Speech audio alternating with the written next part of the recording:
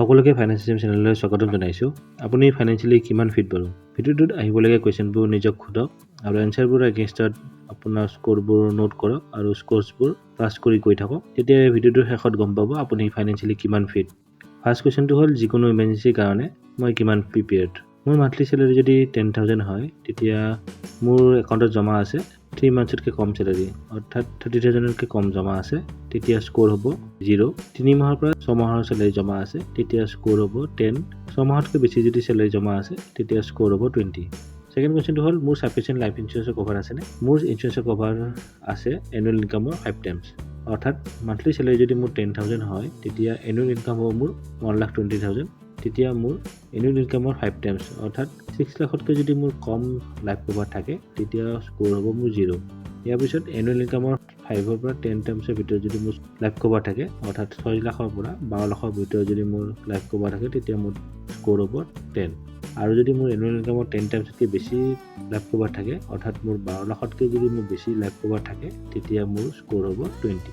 এতিয়া আহিল third question, মোৰ ছাফিচিয়েণ্ট হেল্থ ইঞ্চুৰেঞ্চৰ কভাৰ আছেনে? মোৰ হেল্থ ইঞ্চুৰেঞ্চৰ কভাৰ আছে 5 লাখতকৈ কম, তেতিয়া স্ক'ৰ হ'ব 0। 5 লাখৰ পৰা 10 লাখৰ ভিতৰত, তেতিয়া স্ক'ৰ হ'ব 10। 10 লাখৰ ওপৰত যদি মোৰ হেল্থ ইঞ্চুৰেঞ্চৰ কভাৰ আছে, যদি মোৰ 10 লাখতকৈ ওপৰত হেল্থ কভাৰ আছে, তেতিয়া মোৰ স্ক'ৰ হ'ব 20। ফ'ৰ্থ কুৱেশ্যনটো হ'ল টকা পইচাবোৰ মই ঠিকমতে খৰচ কৰোঁনে? মোৰ মান্থলি ছেভিংছ মোৰ ইনকামৰ 20%তকৈ কম হয়, তেতিয়া হ'ব 0। মোৰ মান্থলি ইনকাম 20% বা 25%ৰ ভিতৰত মই জমা কৰোঁ।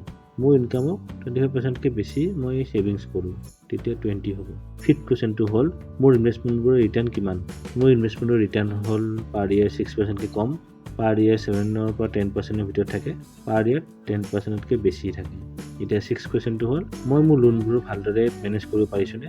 মোৰ মান্থলি EMI বা ক্ৰেডিট কাৰ্ডৰ বিল মোৰ ইনকামৰ 50%তকৈ বেছি, মোৰ ইনকামৰ 10ৰ পৰা 50%ৰ ভিতৰত থাকে, মোৰ ইনকামৰ 10%ত কমত থাকে। এই কুৱেশ্যনবোৰ এগেইনষ্টত আপোনাৰ এনচাৰবোৰ স্ক'ৰবোৰ এড কৰাৰ পিছত আপোনাৰ যদি টোটেল স্ক'ৰ যদি বিল' 60 হয়, তেতিয়া আপোনাৰ ফাইনেন্সিয়েল হেল্থ উইক হ'ব।